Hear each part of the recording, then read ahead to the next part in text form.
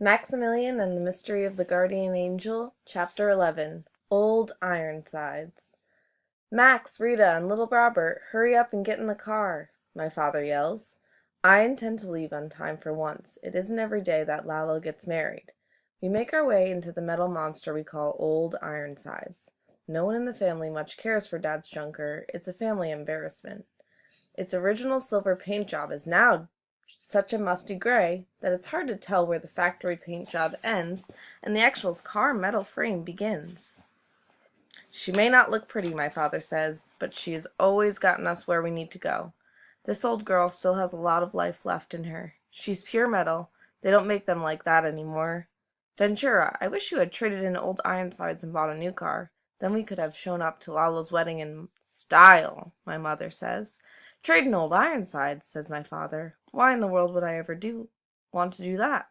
She's a perfectly good vehicle. Better than most, in fact. Besides, we can't get rid of old Ironsides. She'll belong to Max once he's old enough to drive. What? I cry out from the back seat.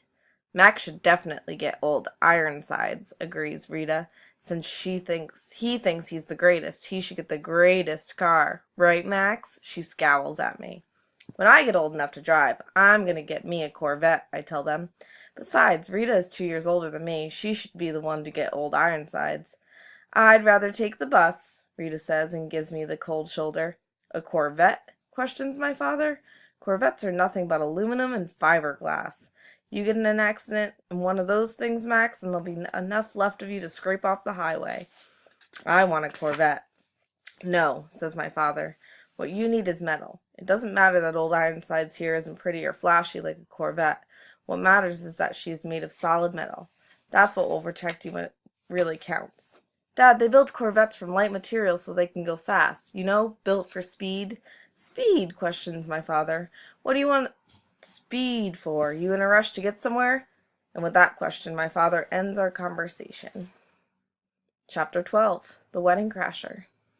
Poor Lalo, says Tio Rodolfo. He's too young to get married. Shut your mouth, Rodolfo, reproaches my mother.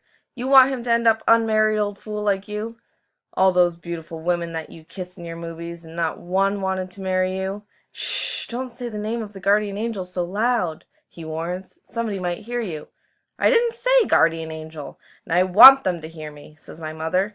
I want them to know that my late father's baby brother makes his living dressing up in tights and wearing a mask. Seems like my mother and Tio Rodolfo fight all the time, but I think the fights are in good fun. She loves him and is glad that he's back from the dead, even if she won't bring herself to admit it. My soon-to-be Aunt Marisol Solis looks beautiful in her white embroidered wedding gown. I like Marisol, I really do, though I miss Lalo's old girlfriend, Sonia Escobedo. She was once a masked luchador in Monterrey. She used to tell me that she had no equal in the wrestling ring. She even showed me her golden mask with the pink heart on its left cheek that she said was her trademark. She called herself Dama Enmascarada, so that I could one day grow up to be the great luchador like the guardian angel. My mother never liked Sonia. A masked lady wrestler, my mother cried out when she heard about Sonia's past profession. Lalo, are you crazy? The breakup between Lalo and Sonia had been a bad one. Sonia was a very jealous woman. She would be downright violent. She even put Lalo's own cousin Belinda in the hospital with a cracked jawbone because of an innocent little kiss on the cheek that Belinda gave Lalo on his birthday. Sonia had gone berserk at this cousinly show of affection. Right after that, Lalo said, Sonia, we have to talk. Lalo, I can change, Sonia said right away. That's what you say every time something like this happens. You promise me that you'll change, but you never do. Lalo, don't do this to me, she begged him. And then she threatened him. Don't force me to hurt you, Lalo. Sonia disappeared shortly after that, and nobody had seen or heard from her since. Do you, Laureano, take Marisol as your lawfully wedded wife in sickness and in health, to love and to honor till death do you part? I watch as Lalo clears his throat and utters the two words that would bind him to Marisol forever. I do. Thank God, cries out my mother from the front pew. A look of relief washes over her face. Good, very good, says Father Martinez, laughing at my mother. Then he turns his attention to Marisol. Do you, Marisol, take Laureano as your lawfully wedded husband, to honor and Love and honor in sickness and health, till death do you part? I do. Well then, there's nothing left for me to say, says Father Martinez.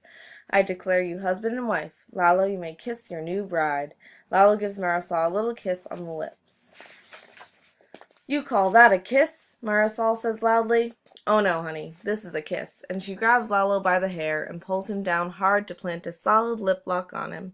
I guess she wants to make sure all Lalo's ex-girlfriends know he is definitely off the market. We burst out laughing and begin to chant, Lalo, Lalo, Lalo. Lalo hoists Marisol up in the air and sits her on his right shoulder. He makes his way towards the church exit where we are crowded up to throw rice. Crash! Dios mío, cries Marisol. Lalo's red pickup truck comes pummeling through the church wall. The people sitting in the front pews scatter out of the way as the truck comes to a screeching halt in front of the church piano. We stare in amazement at the mangled remains of Lalo's truck. What's going on? Who would do such a thing? Asks Father Martinez. But nobody answers. Tio Rodolfo heads for the truck. There's nobody sitting in the driver's seat, he calls out. Somebody's jammed a 2x4 between the seat and the gas pedal. Tio Rodolfo reaches inside the truck and pulls out a golden wrestling mask with a pink heart embroidered on its left cheek. La Dama Enmascarada! Lalo's eyes narrow. Who would do such a horrible thing to you, Lalo? Marisol wants to know, but he still won't answer. Chapter 13. The Masked Damsel. You broke up with Sonia Escobedo? Asks my Tio Rodolfo. Are you suicidal? My Tio Rodolfo had laughed out loud when he found out that Lalo had dated Sonia Escobedo, the former luchador from Monterrey. I'll be the first to admit that she's a beautiful woman, mijo, but have you ever seen her wrestle? That woman is a savage in the ring. Lalo has never seen Sonia wrestle, but he couldn't bring himself to condemn her. She's not that bad, Tio, says Lalo. Not that bad. She totaled your truck by driving it through a church wall on your wedding day, says Tio Rodolfo. Did you see the size of the hole in the wall? Mijo, La Dama Enmascarada, used to challenge me all the time back when we were still wrestling in Monterrey. Publicly, I always said that I was too much of a gentleman to wrestle a woman, but really, I wasn't so sure I could actually beat her. La Dama Enmascarada never gives up, Lalo, warns Tio Rodolfo. If she is out to get you, she will. You remember that. This warning from Tio Rodolfo makes Lalo nervous. If you know where she is, I could go talk to her, says Tio Rodolfo. Maybe I can get her to lay off you and your wife. Why would she listen to you? Asks Lalo. This question makes Tio Rodolfo laugh. He stands up, places his fists on the table, leans over and looks Lalo in the eyes. Lalo, I am the guardian angel, he asserts with authority. She will listen to the guardian angel. Yeah? What are you going to tell her? I'll make her an offer she can't refuse, says Tio Rodolfo, smiling like Marlon Brando in The Godfather. What?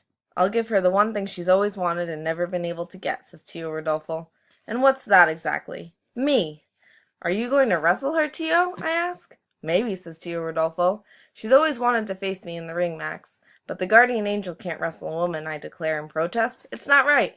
Don't worry, Max, says Tio Rodolfo. I have a plan.